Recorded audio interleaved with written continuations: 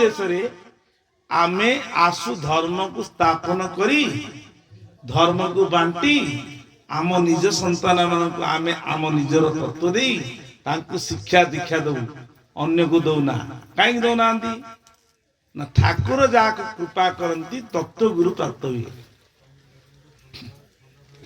ना चार्टा गुरु समस्त सीमित रही माता गुरु पिता गुरु विद्या गुरु कर्ण गुरु सीमित रही विद्या छाड़ दौरान से उद्धार हुए ना से उद्धार केत हम ना केते जन्म पुणी पलि एमती हजार हजार जन्म पलि कहीं तत्व दवाई पुनर्बार प्रभु आपण जापारे मलमूत्र दुर्गंधमय शरीर को धारण कर बारंबार आसली गली कि आपणकर आपण किए मुझे जापारे तेणुक तत्व गुरु तत्व जानिले तुटे भ्रांति कहुई जेते प्रकार भय भ्रांति कली भल मंद जहाँ सब भ्रांति अर्थ भय भ्रम तुटी जाए कहीं भ्रम तुटुनी कहीं ना तत्व गुरु सिना कले ईर्षा भीतर अहंकार भीतर अभिमान ऑटोमेटिक तुम कह पड़नी लोकर आखिक देखले जानी आ मनटा कौटी अच्छे कहीं जानी ना या भितर वास्तविक ठाकुर प्रति कार्य उद्देश्य तार ममता आसुना कहीं आसुना ता भितर घृणा अच्छी ईर्षा अच्छी देश अच्छी ता मन चंचल होमी पथ भ्रष्ट करदेवी आउ जन को देखिए निदे भ्रष्ट हो धरा पड़ ए कली जुग धरा कहीं पड़ जाऊँगी ना गुरु शरणागत है जना पड़ आ मन मूर्ति कौटी अच्छे आपको किए संयम कर ना जड़े गुरु आसी तो जी कि शरणागत है वास्तविक देह जीवन बिकी आपण मैंने गीत गाँव आहे दीन बांधव मत आपणार करनी किए गोटे खाली शुणिदेव तापर कौन लिखाई ना सबू काढ़ी नहीं कांगा सजे श्रीचरण स्थान दियो सका उठुव ये गीतटा गाउथव प्रभु सबु तुमर हठात ठाकुर को रूप पचारे देखिए प्रभु तो मोर सब कहूँ आ सब काढ़ी नहीं कांगल से जाऊँ धन्य तुम गोटे राशन दुकान कर राशन दुकान डाली चाउल एवं सब प्रकार रखिच ग्रोसरी जिनस रखिच कि पनीपरिया रखिच तुमको जहाँ आसिले तुम रखिल किसी असुविधा नहीं गोटे दुकान में प्राय जिनस पाई कि खाली गोटे का भितर ठाकुर गोटे परीक्षा कहला देखिया सबू काढ़ी नहीं कांगाल सजे श्रीचरण स्थान दियो यही पदटा को सतरे कहूची ना प्रभु सब तुम कहूँ परीक्षा कर गोटे ज्ञानी गुणी लोक कह आज्ञा ए आंब केते ना आज्ञा आंब किलो 60 टଙ୍କା 2 किलो देल आ चाउल 2 किलो देल डाली 2 किलो देल कि जहाँ नहीं दीदी दिले सब जगह पैकेट कर मुझे कौन आसी पैसा देन सब काढ़ी नहीं कांगाल सजे स्थान दिए कौच 2 किलो नेला कौन कौच पैसा दियो सब गोटे भगवान कह ना क्या मुझे ना करी ना कौन अरे कहूच सब काढ़ी नहीं आ भगवान जदि तुम द्वारा आसे मत कौन पैसा मागुच सबरी घटे पूरा नारायण कौच ना आप कौन ताले धरी पड़े ना कौन आ धरिकी कह सब काढ़ी नहीं कांगाल सजे श्रीचरण स्थान दे मुझे देखुली धरी जमी पलि कहला ना ना मुझे नौ नी खाली देखुली जे सब काढ़ी नहीं कांगाल सजे श्रीचरण स्थान दियो एटा केते बड़ पर्यंत एतिकी आनंद से कहवार तात्पर्य कहवाटू एवं कर भारी कष्ट तेणु ठाकुर कहते कौन कांगाल सजे देह धन नहीं मु धन संपत्ति बाहन थिले मध्य सर्व संपत्तिर मालिक थिले मध्य आ पूर्व गोटे गीत गाउली ठाकुर कहते आउ चिन्ह कि गदाधर तुम्हें अट मोर मु तुमर ठाकुर पाखे समर्पण होला परे अहंकार तले जीव न्यस्त कला ठाकुर चरण तले लास्ट ठाकुर शांत ही कहले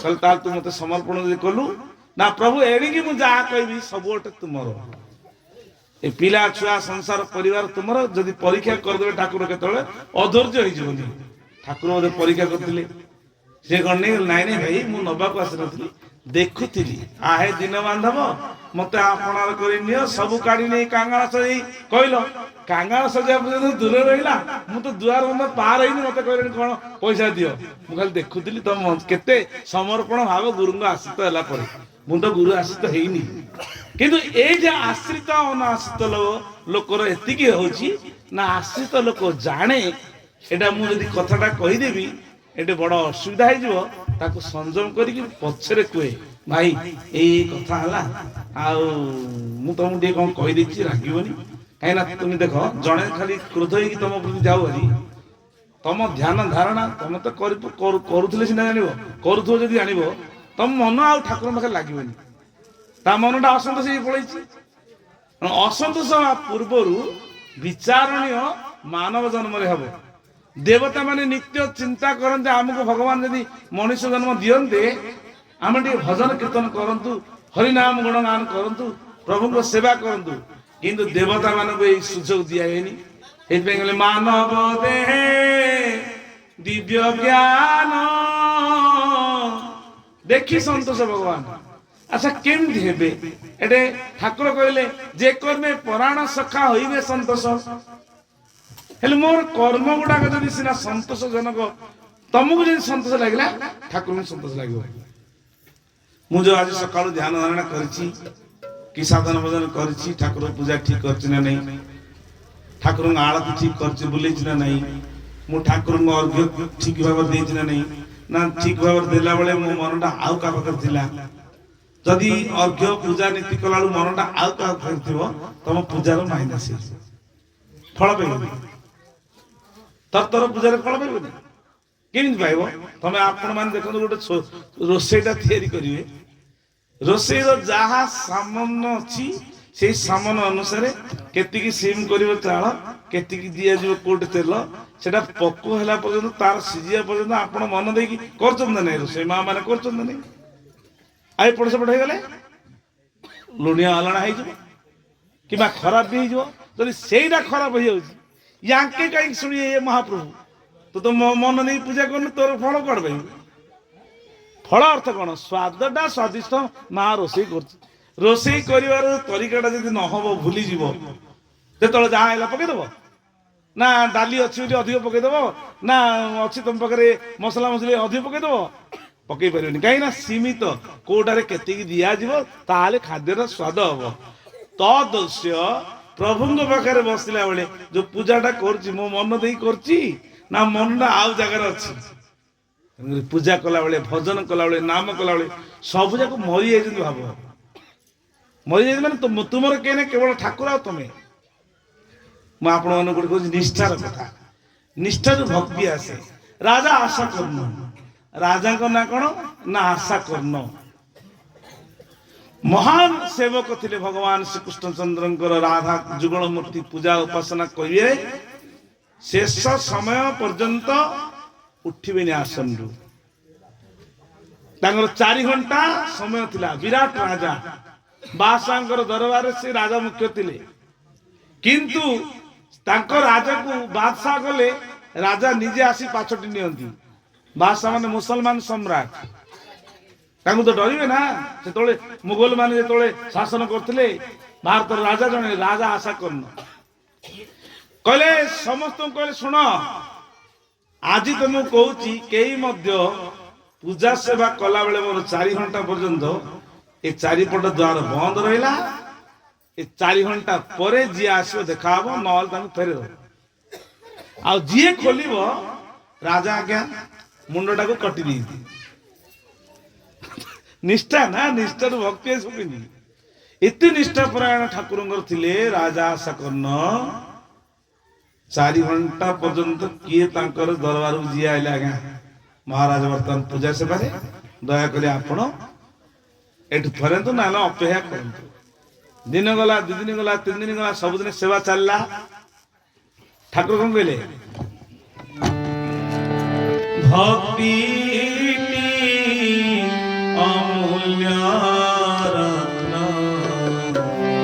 ବାଲ୍ୟ କାଳୁ କର ଅର୍ଜନ ଭକ୍ତି ରତ୍ନ ମାଳ ହୃଦୟ କର ହାର ଶୋଭନ ବାଲ୍ୟକାଳୁ ତୋର ଭଜନ ଭକ୍ତି ଅମୂଲ୍ୟ ରତ୍ନ ବାଲ୍ୟକାଳୁ ତୋର ହରିବୋଲ।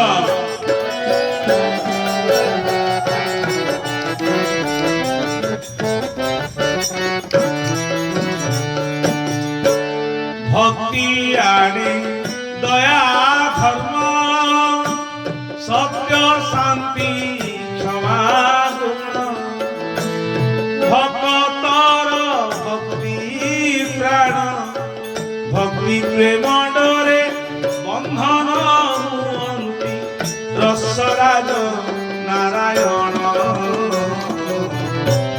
বিশ্বরাজ নারায়ণ ভক্তি অমূল্য রত্ন বাল্যকাল। ভক্তি কোণ আনে দয়া ধর্ম সত্য শান্তি নিষ্ঠা। ରାଜାଙ୍କର ଏଇ ନିଷ୍ଠାକୁ ଧରିକି ସମସ୍ତେ ପୁରା ଥରବର ଯିଏ ଆଇଲା ପଠେଇଦେଲେ ଯିଏ ଆଇଲା ପଠେଇଦେଲେ। ହେଲେ ସେ ସମୟରେ ରାଜା ନିଷ୍ଠାର ସହିତ ପୂଜା ଚାଲିଛି। ତାଙ୍କର ଶେଷ ସମୟ ଯାଇଛି 4 ଘଣ୍ଟା ମାନେ ଆରମ୍ଭ ହେଇଛି। ବାଦଶାହ ଯିଏକି ମୁସଲମାନ ସମ୍ରାଟ ସିଏ କଣ ଆସିକି ପହଞ୍ଚିଗଲେ ରାଜା ଆଶା କର୍ଣ୍ଣଙ୍କର କୌଣସି କାର୍ଯ୍ୟ ଥିଲା। ସେ କହିଲେ ଶୀଘ୍ର ଖୋଲ ମୁଁ ଯିବି। ନା ଆଜ୍ଞା କ୍ଷମା କରିବେ ରାଜା ବର୍ତ୍ତମାନ ପୂଜାରେ ଅଛନ୍ତି। ତାଙ୍କର ନିଷ୍ଠା ସ୍ଥଳ ପର୍ଯ୍ୟନ୍ତ ରହିଛି ଏଇ ସମୟରୁ ଏଇ ସମୟ ପର୍ଯ୍ୟନ୍ତ 4 ଘଣ୍ଟା। ତେଣୁକରି ଦୟାକରି ଆପଣ ଅପେକ୍ଷା କରନ୍ତୁ। ତ ମୁସଲମାନ ସମ୍ରାଟ ଥିଲେ ରାଗିଗଲେ କହିଲେ କଣ ମତେ କହୁଛ ଅପେକ୍ଷା କରିବାକୁ ମୁଁ ଯିବି। ଇଏ ମାନେ ଡରି ଗଲେ ଆଉ କଣ କରାଯିବ ସମସ୍ତଙ୍କୁ ତଡ଼ି ଦେଇକି ସେ ଭିତରେ ବସି ରାଜା ଆଶା କର୍ଣ୍ଣଙ୍କର ସେ ସମୟରେ ଆଉ ଅଧଘଣ୍ଟେ ଥିଲା ବାକି। ଇଏ ଯେମିତି ଭିତରେ ପଶି ଯାଇଛନ୍ତି ଦେଖୁଛନ୍ତି ରାଜା ଆଶା କର୍ଣ୍ଣ ଭଗବାନଙ୍କୁ କ୍ଷମା ପ୍ରାର୍ଥନା କରି 108 ଥର ଦଣ୍ଡବତ ପ୍ରଣାମ କରୁଛନ୍ତି।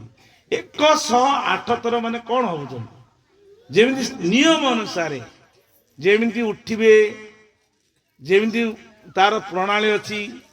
ଲମ୍ବା ହେଇକି ମାନେ ସାଷ୍ଟାଙ୍ଗ ପ୍ରଣାମ ହବା ପୁଣି ଆଣ୍ଠୁ ଲଗେଇ ପ୍ରଣାମ ହବା ପୁଣି ଠିଆ ହବା ପୁଣି ପ୍ରଭୁଙ୍କୁ ନିରୀକ୍ଷଣ କରି ଚାହିଁବା ପୁଣି ପ୍ରଣାମ କରିବା। ଏ ନିଷ୍ଠା ସରୁ ସରୁ ସରୁ 50ଟା ପର୍ଯ୍ୟନ୍ତ ଇଏ ଦେଖିଲେ କହିଲେ ମୁଁ ଏତେବେଳେ ପର୍ଯ୍ୟନ୍ତ ଜଗି ମତେ କଣ ଗୋଟେ ଅପମାନ କରୁଛି। ମୁସଲମାନ ରାଜା ରାଗ ହେଇଗଲା ତଲବାର ଥିଲା ସଙ୍ଗେ ସଙ୍ଗେ ବାହାର କରି ତାଙ୍କ ଗୋଡ ଉପରେ ଗୋଟେ ଚୋଟ ପକେଇଲେ।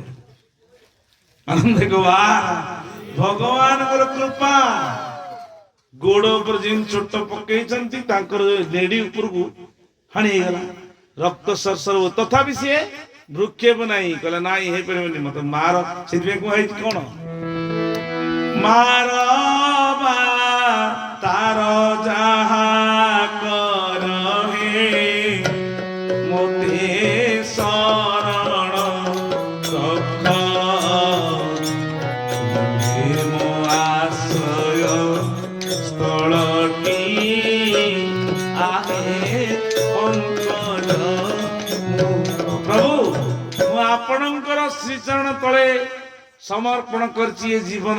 ଗଲେ କେତେ ମଲେ କେତେ କିଏ ହାଣିଲେ କେତେ କିଏ କାଟିଲେ କେତେ ମୋର ୟା ପ୍ରତି ବୃକ୍ଷ ନାହିଁ କାଟୁଛି କିନ୍ତୁ ତୁମକୁ ମୁଁ ପ୍ରଣାମ ନ କଲା ପର୍ଯ୍ୟନ୍ତ ଏ ଗୋଡ ସେମିତି କଷ୍ଟ ମଷ୍ଟ ଉଠିକି ପୁଣି ପ୍ରଣାମ ଚଲେଇଲେ ତ ଅନେଇଲେନି କିଏ ଆଇଲା କି ଗଲା ମତେ ମାରିଲା କି ବାଡେଇଲା କିଛି ନାହିଁ।